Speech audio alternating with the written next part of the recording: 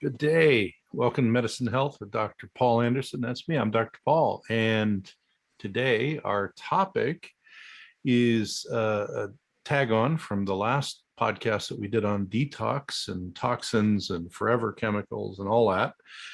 And got a lot of questions about, okay, specifically, like how does the body get rid of these things? What can we do to support them through the detoxification process? What things are more likely that we can do kind of on our own versus what would we need to have a healthcare provider help us with? So that's what we're going to get into today is, our toxic world and our toxic bodies and just what can we do about it. So first off, want to say that and I think most people realize this, we live in a toxic world and there's a lot of toxins like we talked about in the previous show. So you can go back there and listen to that on a pod burner on YouTube, et cetera. And you know why they're here and all of that. So nobody gets away from toxins. Now, one of the things we'll talk about today is we can minimize the effect of toxins on our body. We can minimize the intake and exposure to toxins, but we can't eliminate our exposure. So everybody to one degree or another has these environmental toxicants or toxins that their body is dealing with. And the more of them that we get, the more trouble we really have.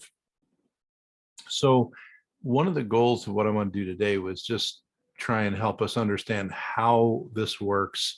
How does the body naturally try and get rid of stuff that shouldn't be in there, toxins, toxicants, et cetera? And what are things that we can do to support that process and either non-specifically or specifically get the junk moving out. So that's our goal.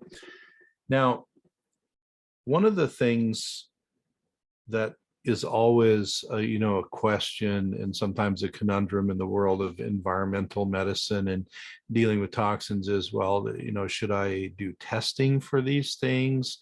What kind of testing is available? And if we're all toxic, do I need to, right?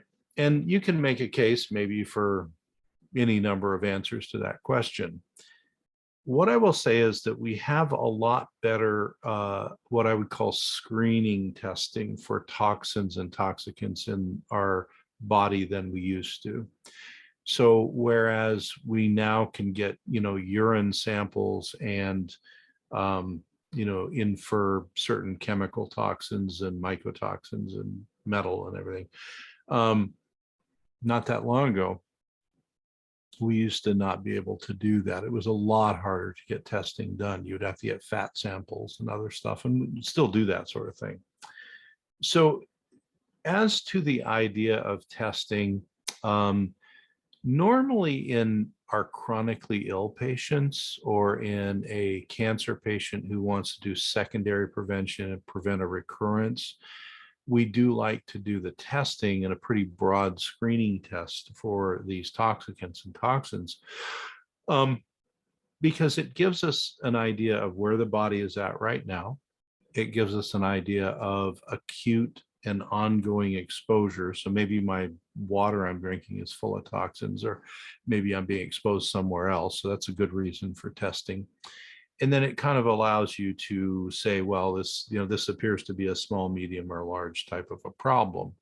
And so I've seen people where most of the trouble they had was one type of toxin that maybe they had exposure to in their work. And then I've seen other people where, they kind of had some of everything. And so their body was really fighting to kind of keep things level in that respect.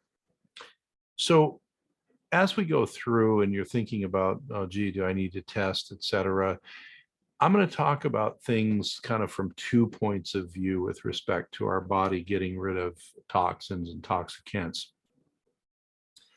And that would be number one, there's a lot of general things we can do to kind of just keep our exposure to a minimum and our elimination to a maximum. General things you may or may not really need testing for. Okay. As I said, in our chronically ill folks and our recovering cancer patients, we like to do the testing to see how much of their chronic illness or how much of their, their immune issues in cancer are to do with toxicants and toxins. In the average healthy human, it's often not recommended that someone just test for the fun of it or whatever, and a lot of that is sort of a two-edged sword. So one thing about testing healthy people for anything is you can look at it from a preventive point of view. For example, you look healthy, you exercise, your weight is good, you appear to be in good shape, but you still might want to do some preventive medicine screening tests, such as blood sugar control, your cholesterol, inflammatory markers, all of those things, right? So testing a quote unquote normally healthy person can be looked at as the test is guiding us towards maybe some prevention we can do. The other way to look at it in a otherwise healthy person is, would the test likely cause treatment that may or may not be indicated for the person? Okay. So a lot of the concern with early testing of a lot of things is, well, if we find something and then there's all this treatment that we do and it really wasn't going to make a big difference and move the needle, then did the test lead us to a correct decision clinically? And when it comes to environmental medicine and testing for these toxicants and toxins, it's less likely, if the tests are interpreted appropriately, that you're going to cause any harm or unnecessary treatment. And it's more likely that you're going to be preventive with this. Okay. So the testing thing is always dependent on your case, what your goals are for finding out the information and what you're going to do with the information. Now, there are some hard lines that I think exist when it comes to testing, and that's where you get to more interventional type treatments. So later on, we talk about, say, chelation therapy for metals. You really need testing. You need good baseline testing, and then you need good follow-up testing so that that procedure, the chelation procedure, is being done appropriately. But on the other hand, if you're going to support your general detoxification and elimination pathways in your body, that's just part of, good health and staying out of trouble. So the first thing that we always want to think about is, if we have toxins and toxicants coming into our body, then it would be the most preventive thing to eliminate or minimize the input of toxins and toxicants into the body. So removal and avoidance from our sources of exposure are job number one. The biggest ways into your body are what you eat and drink, because we eat and drink multiple times a day generally, and food and water and other liquids carry a lot of toxins in them, or they can. And so that's kind of a gateway into the body.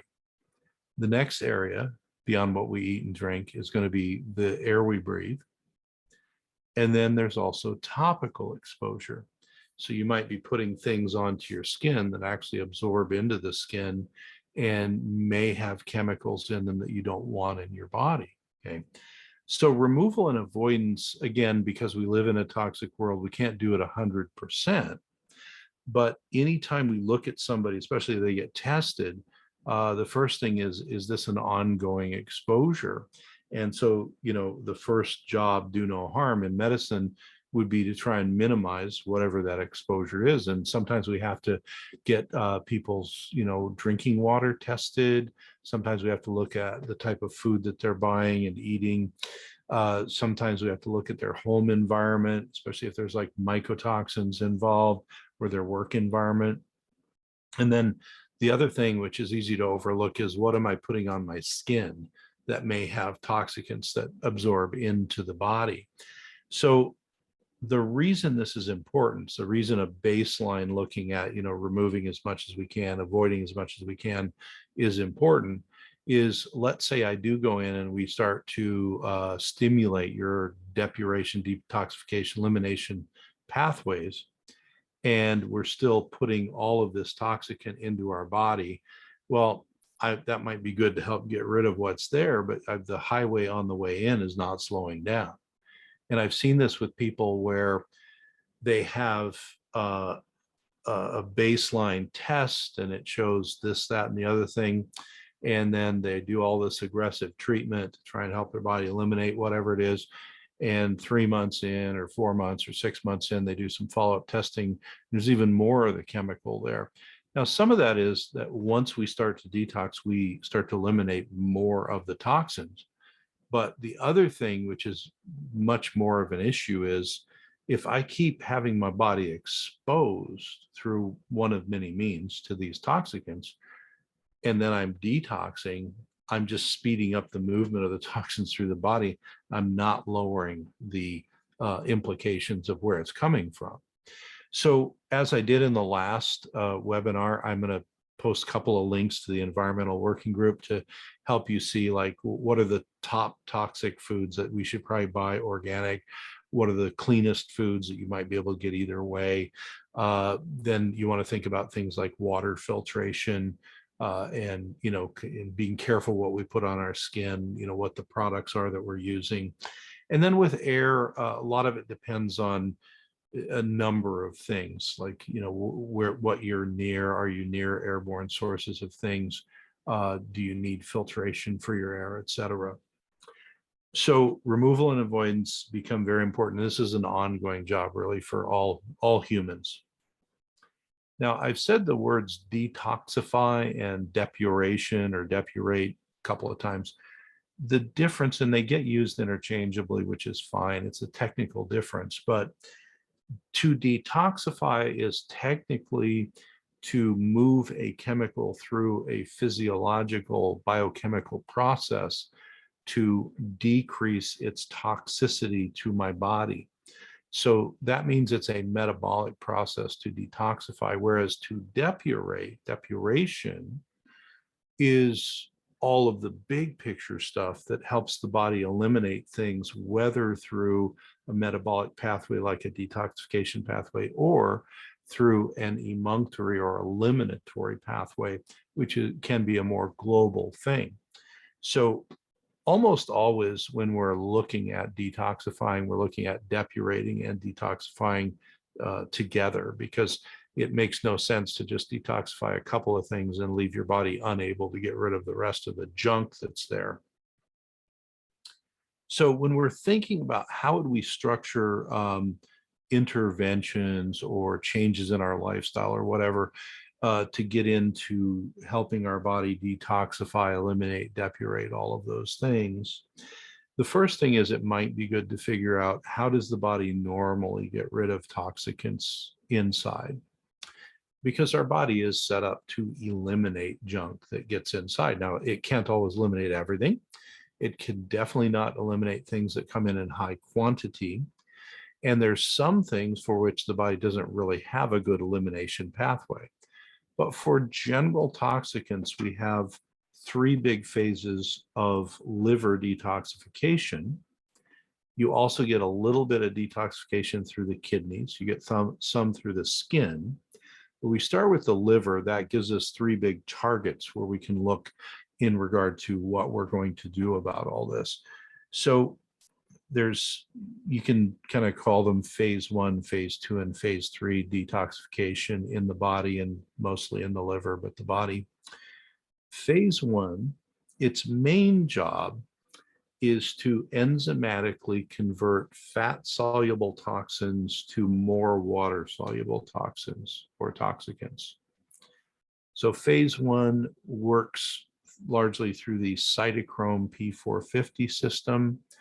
That system is run by cofactors that include a lot of minerals, the B vitamin, B3 active form, the NAD family of nutrients, and some other nutrients. And the job there is to hydroxylate these chemicals so that we move them from fat soluble to water soluble or more water soluble. Now, phase one has some fallout from it, which is a pro-oxidation, because this is an oxidation reduction step here. And so when we have a pro-oxidant activity, the body naturally will kick in with an antioxidant process called superoxide dismutase, SOD. And the SOD and then some other things like glutathione, et cetera, help to protect the body from all of the peroxide free radicals that phase one makes. So something that's always of interest that sometimes students haven't thought of that we'll go over is, look, your body's detoxifying all the time. Our bodies now have to detoxify faster and more than they did 50 years ago, and certainly more than 100 years ago. So every day we're creating more free radicals, more oxidized free radicals in our body, simply because we're detoxifying, we don't know it. So if I all of a sudden start to give you more toxicants to move through phase one, I'm going to increase the amount of reactive oxygen, free radicals, et cetera, which is fine if we support it. If we don't support it, we can get the body kind of backed up. And so it's detoxifying like crazy through phase one. And then it's created all this peroxide radical, et cetera. And we don't have anything to really quench that, to quell that down. Well, then we feel sick because we're detoxifying. Well, it doesn't stop there. So phase one goes to phase two. That makes a lot of sense, right? One goes to two. And phase two is a conjugation step. And that all that means is a big word for let's add a molecule onto the toxicant from phase one. And I would tell students that's like an anchor on the molecule. So it's going to go out usually through either the sweat or the urine. Okay. So phase two is putting something or changing the molecular structure of the toxicant, so that the body can see it and get rid of it.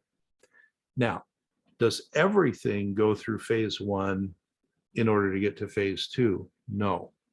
Water-soluble toxicants can go right into phase two because they don't need to go through that lipid process of phase one. And although some water-soluble things go through phase one, not all of them do. So phase two is the big collector of everybody, all the phase one intermediates, and then the phase two direct detox agents. Well, then after we combine these phase two processes, we combine the toxicant and whichever phase two process we're doing, then we have these molecules that have to get out of the body. And the way that happens is we call phase three, which is elimination. That's the actual getting it out of your body. The number one way out through phase three is urination, which is why we want to keep hydrated when we're moving stuff through, et cetera. Number two way is going out through the liver and bound up in the bile, which goes into your digestive tract. And a lot of fat residues, fat soluble things will be put in the bile because it's a good solubilizer there. And so then the bile is full of these toxicants. It goes in, it does its digestive job, but then the hope is that the rest of the toxic bile goes out and you eliminate it through having a bowel movement. Now, whether it's the kidneys or the GI tract, or then the third way would be through your skin, through sweating, which is another way out for the body. And if you really want to be complete, we could put in breathing because we breathe out a lot of toxins too. But the biggest thing about phase three is we want to enhance the body's ability to run phase three. So that means we're going to be hydrating so that we can keep the stuff moving through the kidneys. We want to have appropriate flow of the bile, so we get rid of the GI stuff. So we need good flow of the bile, and then we need fiber in our diet to bind up the bile so it doesn't recirculate the toxin. And then with sweating, it's basically hydration and then heat to get the sweat moving. So then if we look at that and we say, okay, phase one requires, some B vitamin residues and some minerals.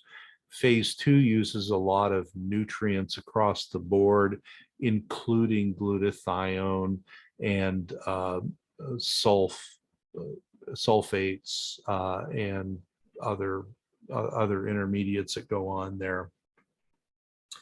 And then phase three is going to be supported by fiber and binders and hydration in the gut, hydration for the kidneys, and then hydration and heat for sweat.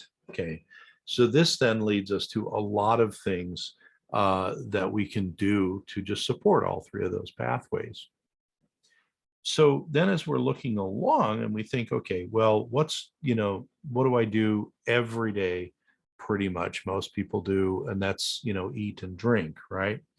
Well, so eating and drinking is really two huge effectors on your ability to depurate and detoxify. Eating and drinking on one side of the equation is I want to minimize as much as I can the toxins in my food and drink. Just like I want to minimize the toxins in the air, I want to minimize the toxins I'm putting on my skin, but food and drink is our biggest vector in for most of us for toxins. Now, yes, you could work in a industrial area, it has a lot of airborne toxicants. You could be in an area where you're getting on your skin, where you could be using a lot of products that are toxic. All of that can be a big deal. But for the average person, what they eat and drink is going to be huge. So on the one side of the food and drink equation is let's minimize the amount of junk and toxicants in the food and drink. You can't eliminate it all, but let's minimize it. That's why I'll post those environmental working group links and stuff.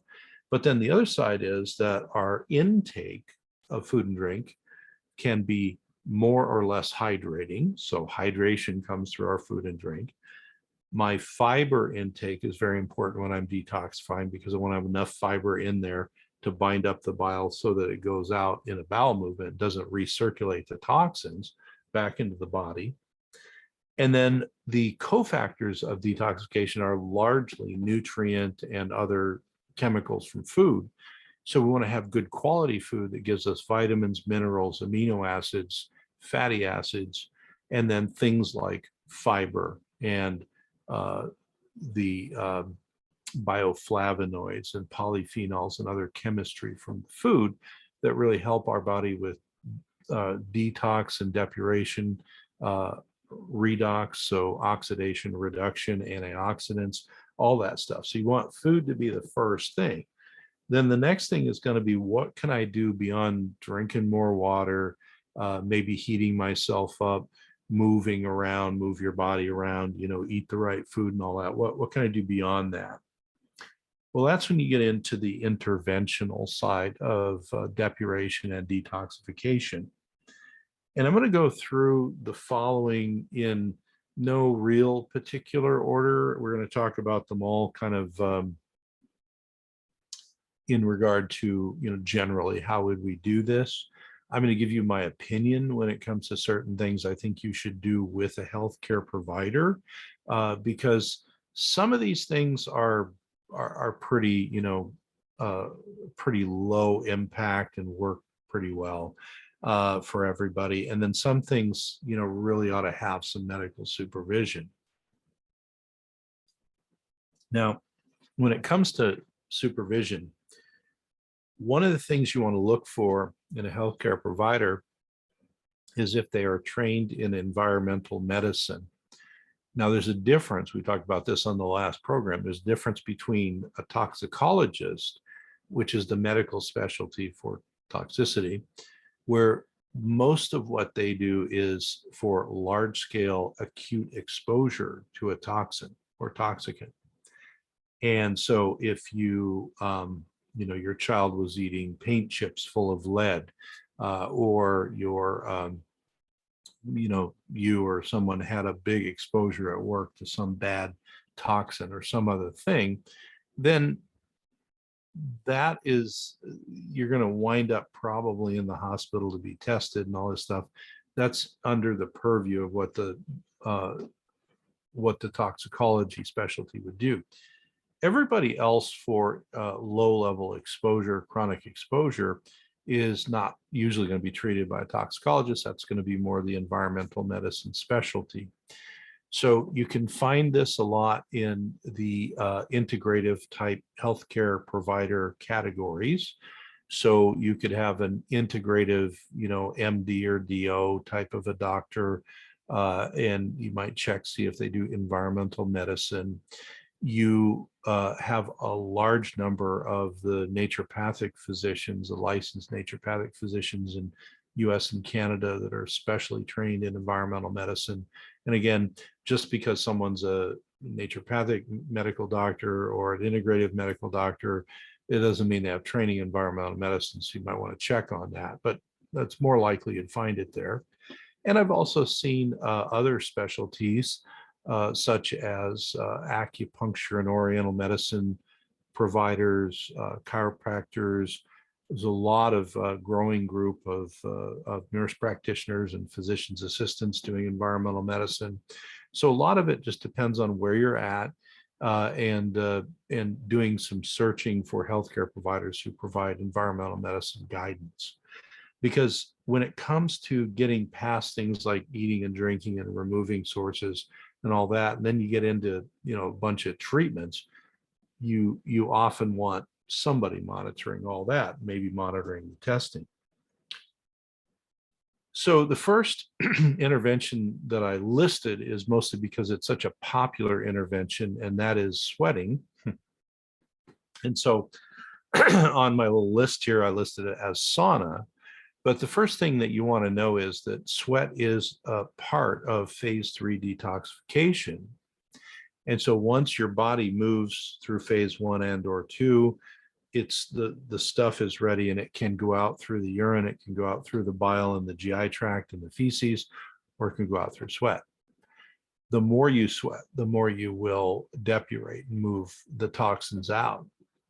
Now, people get into long arguments about, well, this kind of sauna is better than that kind of sauna and all this. And there are some differences, but the bottom line is it's about sweating. So anything that raises your body temperature enough to make you sweat is a depurating experience. So that means, is I've had patients where they had no access to a sauna or any heating device, and they didn't, want to sit in their bathtub and heat up that way. I've had them just simply go out and do whatever exercise they did with one extra layer of sweats on, and you will sweat, obviously. And just by promoting the sweat out of your body through athletic activity, you're doing a lot of that. The other thing is, we used to believe, well, sweating in water doesn't do you any good because, whatever. Actually, it does. In a hot bath over a particular amount of time, a human can sweat out the equivalent of up to a pint of sweat. That's a lot of sweat.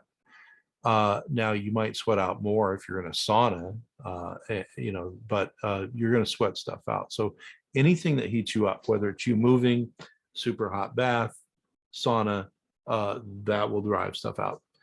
Even to the degree that in our courses, we teach physicians, about detoxifying metals. We'll share some research that actually shows that, sweating actually will carry metals out of the body too. And again, we kind of used to think, well, that was mostly through the urinary tract, which it is, but sweating also does that. Sweating is really good for chemical toxins too.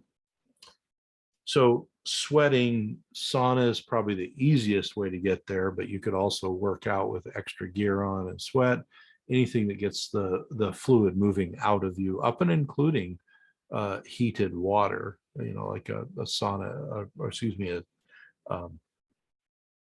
like a hot whirlpool, something like that.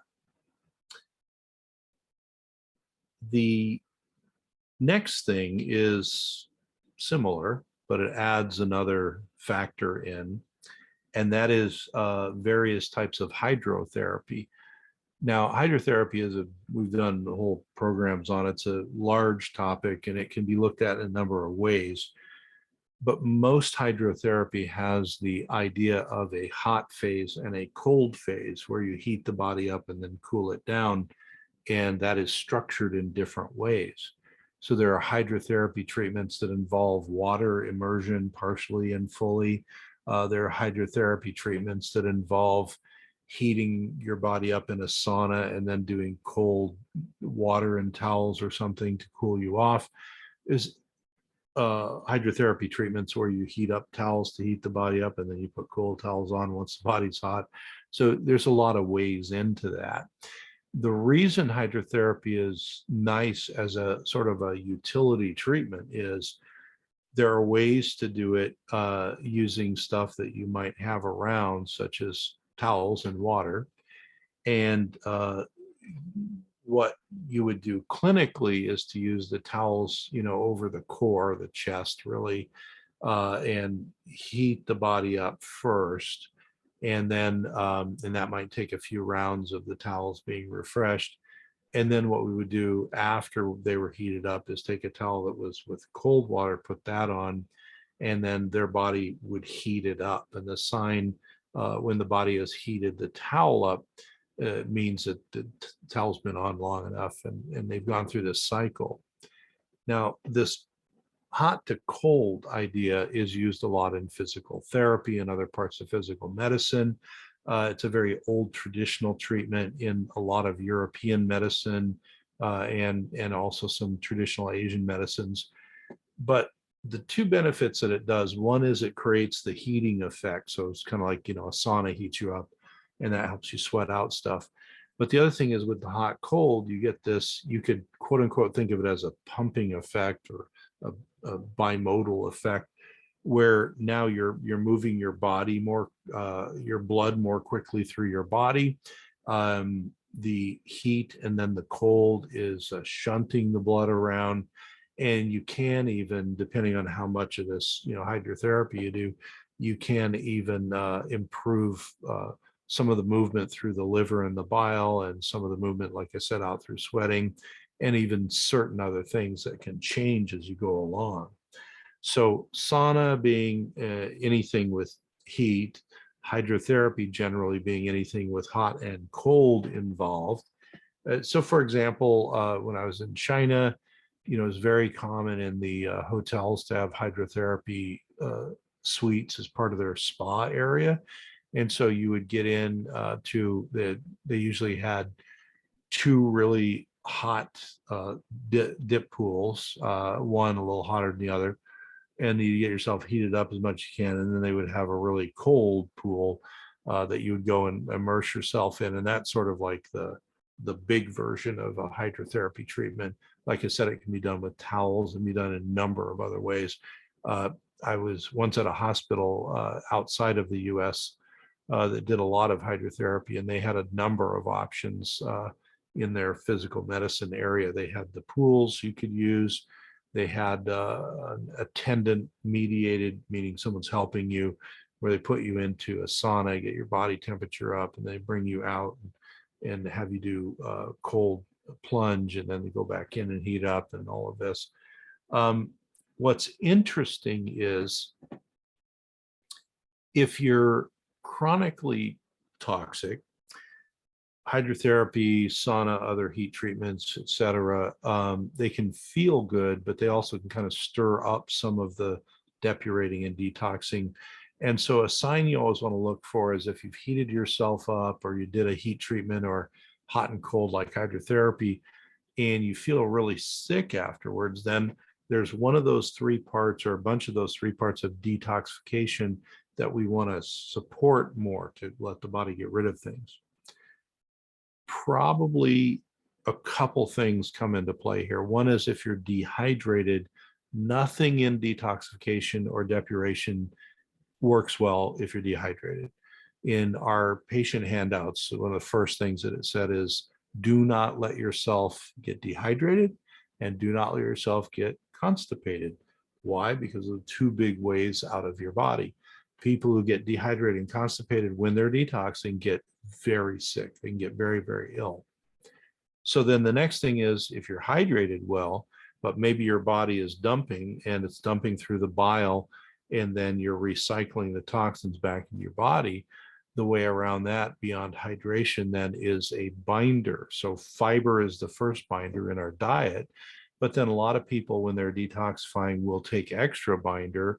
So they might take a fiber supplement or one of the other binders.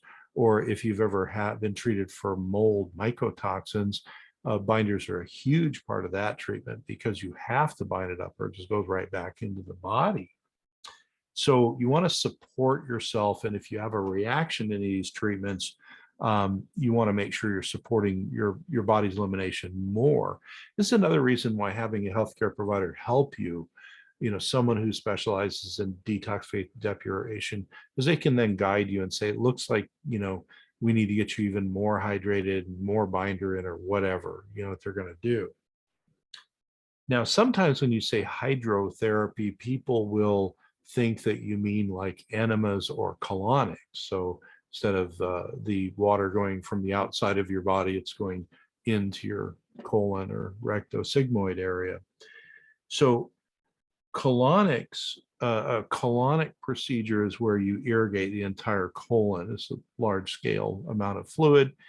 A enema usually is where you irrigate the rectosigmoid, the lower part of the colon, and both can be very useful for people.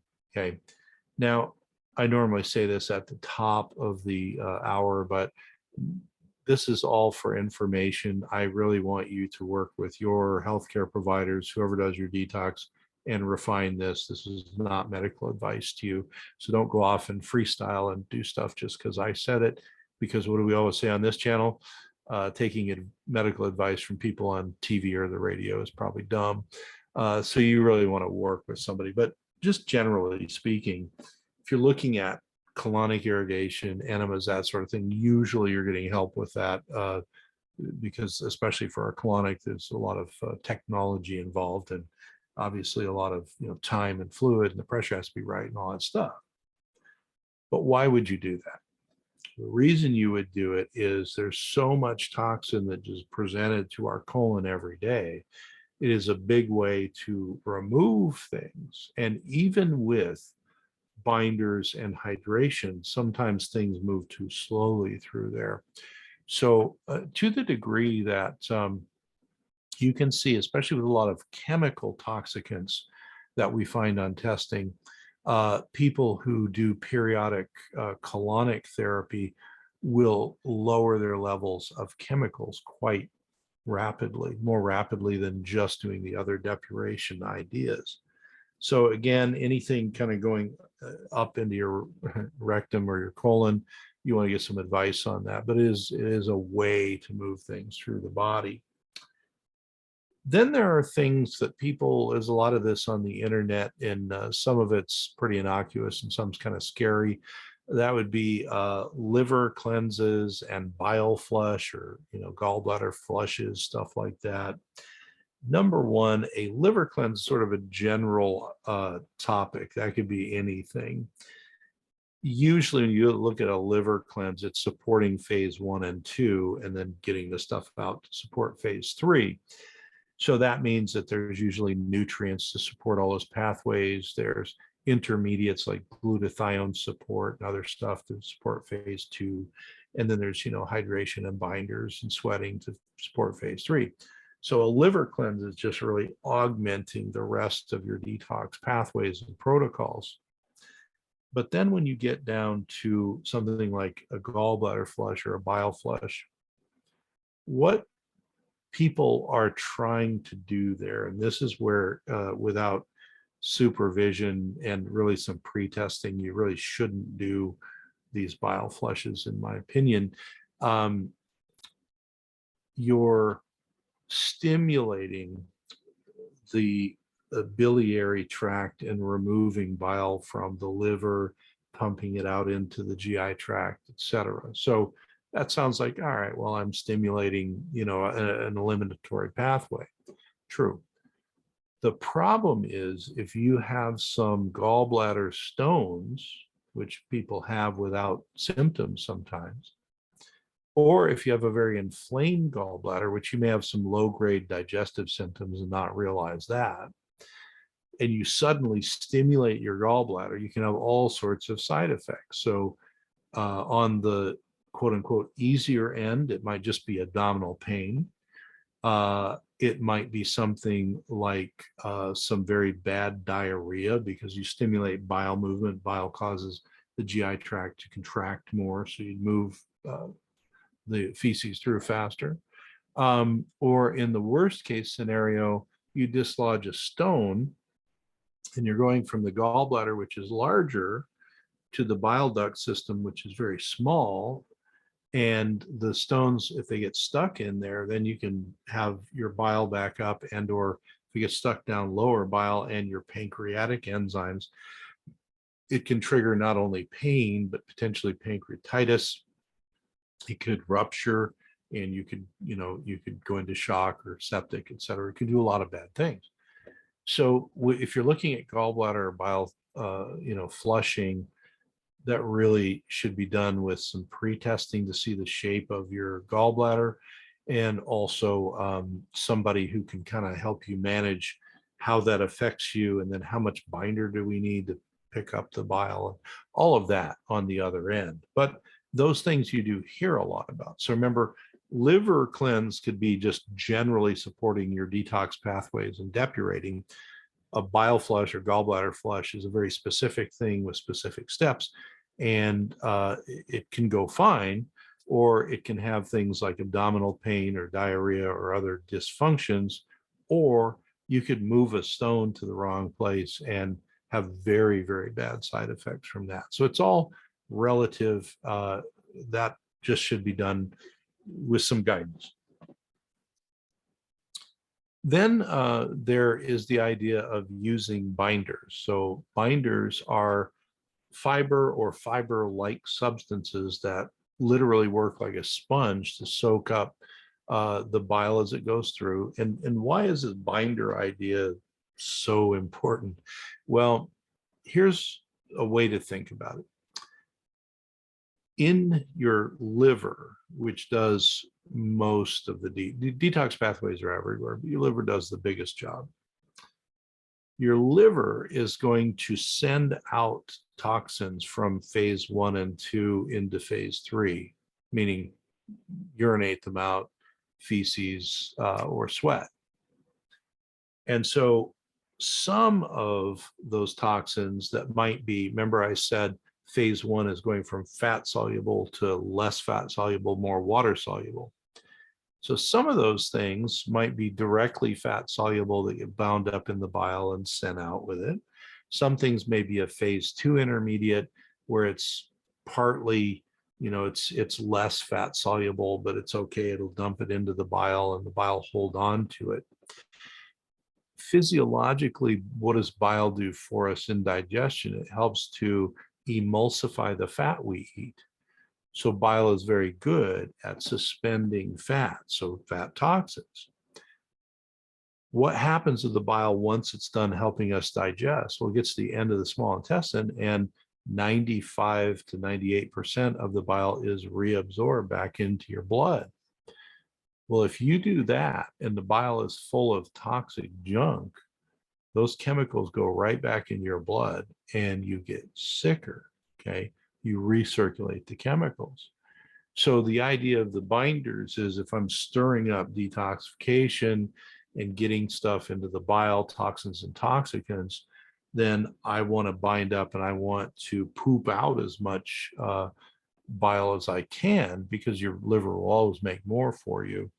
And so binders are a real critical thing in all detox. Now, most people who do mycotoxin detox, like mold detox, realize this, and they have you on rotating different types of binders.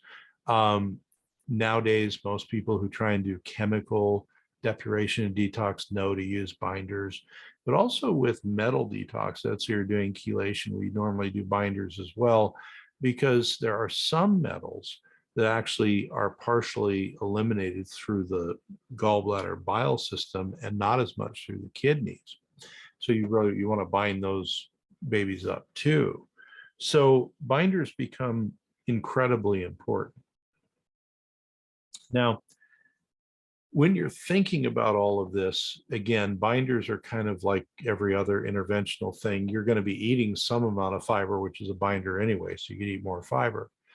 Some people take fiber supplements as a binder, and that's fine. You just need to remember, if you're dehydrated and you take too much fiber, it'll actually, instead of going through you, it'll cause you to slow down and be constipated. So fiber and binders and hydration have to go together, okay? The other thing about binders that has to go with them is the bile has to be able to move and get out. So rather than doing, say, a bile dump or a bile stimulation, gallbladder flush or something, sometimes what we'll do with patients is a little more gentle and constant, and that's use something that is a cholagogue, meaning it helps the bile to be formed and flow smoothly and go out. And we use different things. There's plants like, curcumin, turmeric curcumin is helpful with that. Phospholipids like phosphatidylcholine can be helpful, other things of that nature, as long as you got the choleretic coming, stimulating the bile movement, and then the binder catching it on the other end. That's a great combo. Then there's just general nutritional support. And again, that comes in different levels. You can do that through your food and drink. So first, with food and drink, we get it as low toxin intake as we can. Next is we get it as high nutrient value as we can. So most of the chemicals that are not vitamins, minerals, or amino acids or fats are going to be in colorful plant material, so colorful veggies usually. So you get a rainbow of vegetables. That really helps with the polyphenols, the flavonoids, all those other chemicals there. And then we think of vitamins, minerals, amino acids, and fatty acids coming from the food we eat proper. So if we've cleaned up the food we eat, we can get a lot of support there. Then you can go on and you can do supplements.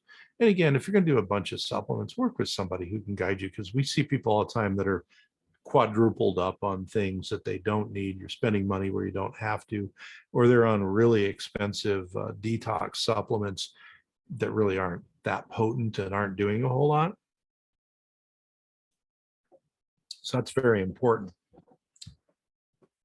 Then, last but not least, and again, there's other things we could talk about, but this is what we did to fit the hour in today, is chelation therapy. Now, chelation therapy might be the most known detox depuration therapy. But here's the thing with chelation therapy. It is specifically designed to use a drug to bind onto a metal and carry that out of your body. Because the natural purpose of our body, natural flow of our biochemistry is our body doesn't know what to do with toxic metals, okay? So when it comes to metals, our body doesn't have natural, it has a little, but it doesn't have a lot of natural, like chelation, where it's actually going to grab on. Chel means claw, means literally like grab on. So a chelator literally will bind onto the metal and take it out. Now you have enzymes in your body, because people say, well, we have chelate enzymes. So ferrochelatase is an enzyme in your body. And what it does is it grabs iron and puts the iron into your heme molecules for your hemoglobin function. The problem is, if you have lead in your system, ferrochelatase will grab the lead and either not work anymore or put that over into your hemoglobin, and that's going to help make you sick. So you can see that your body really isn't set up for like lead. It's not going to work. So chelation is the use generally of a drug to grab on to a metal and remove it from the body. There's a few categories of chelation drugs. So the very common one is EDTA, ethylene diamine tetraacetate. And the usual versions of that are a disodium or a calcium disodium or maybe a magnesium disodium. EDTA usually used as an intravenous IV bag. Some calcium EDTA is made in a liposomal oral form, can be used. Then there are the dithiol chelators that are a little better at binding up mercury and some of the other metals, and actually do a pretty good job on lead too. DMPS and DMSA are the two primary dithiols. They have relatives like BAL, which is an old-time injectable chelation agent. It doesn't work as well as the MPS, but BAL has been around forever. Penicillamine is not a relative of the dithiols, but it's another one we don't use too much anymore in environmental medicine.